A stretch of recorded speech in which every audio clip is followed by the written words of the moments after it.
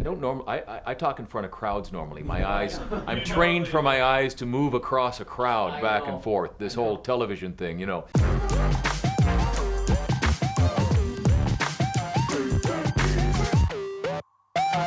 I'm Jay Nash. We're here talking squash at Off Courts, and going to bring you up to speed on the Nash Cup, for which I've hosted for the last 11 years. I went to Huron College in the early 90s, and the residence was right across the street from the University Community Center, where they had 4 squash courts, and I happened to have a fellow living next to me who played squash, and asked, do you want to give this a go? So just about every day I went in there and gotten beaten up the entire year, running into walls, chasing this little blue ball around, and fell in love with the sport, and I've been playing it ever since.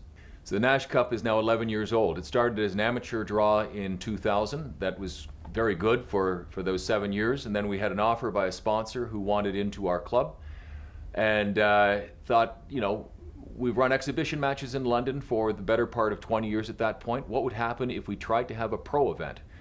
$5,000 drew better than we ever could have hoped, and that initiated the tournament. It has now expanded to a $30,000 US purse, and we are drawing some of the best in the world.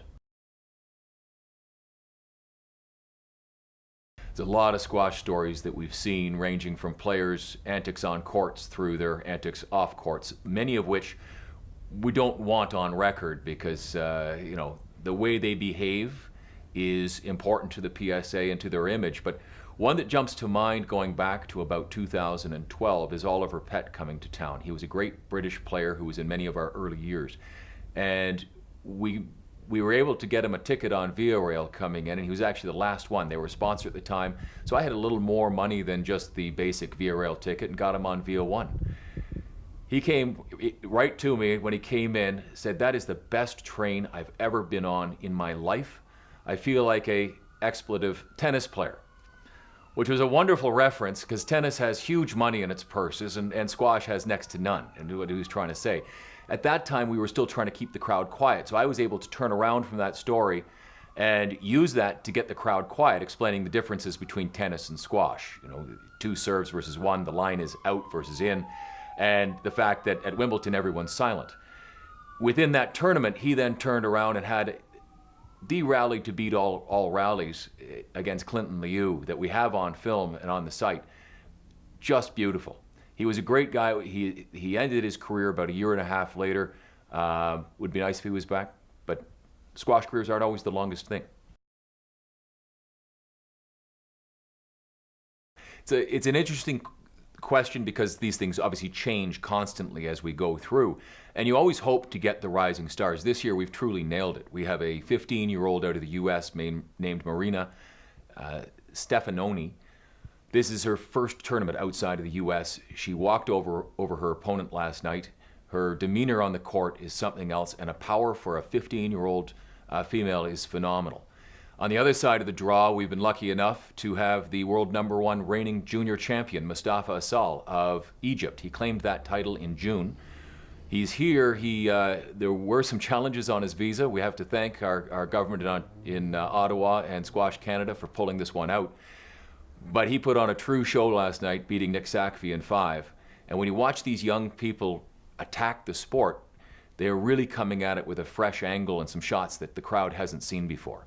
Now, when we talk about who's been here, we've had rising stars, both in Diego Elias and Mohamed Abugar, who both made the top 10 in the world. And then you get a few who are on their way up who haven't been here in a number of years, like Rafael Kendra out of Germany, who's now ranked 22, or George Parker, who's about to break the top 50, who were very young when they were first here, and we'd love to have them back to see just how far their game has come. Working with a classic London squash bag for those of us who were in the club championships about 6 years ago. These are still reign around the club. They labeled for the club's 50th, which was upcoming at that point, and many of them are personalized, in my case, with left wall being my position in doubles. Within my bag, I have a selection of a doubles and a singles racket. This is some would consider an antique. The strings as well.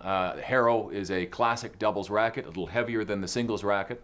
Has served me extremely well, and I don't look forward to the day this sucker breaks.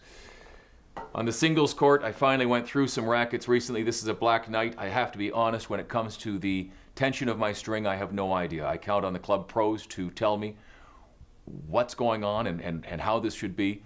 In the world of squash, there are three types of players. There are those who are great, those who are legends, and those who are builders. I'd like to call myself in one of the first two categories, but my game just isn't quite that good. A well-worn pair of Salming shoes and glasses, which have been missing a nose piece for the last 12 months that I've been too lazy to replace. As host of the tournament, I like to make sure I have a Nash Cup jersey in my bag, as well as towel, wristbands, more clothing, which I won't go through, squash ball, and some Serbian chocolate. Not necessarily what you expect to see, but when you have players from around the world, they give you things and they end out in your squash bag. And that's about the works. I want to say a big thank you for everyone who has supported the Nash Cup over the years, especially our sponsors, billets, members, the committee.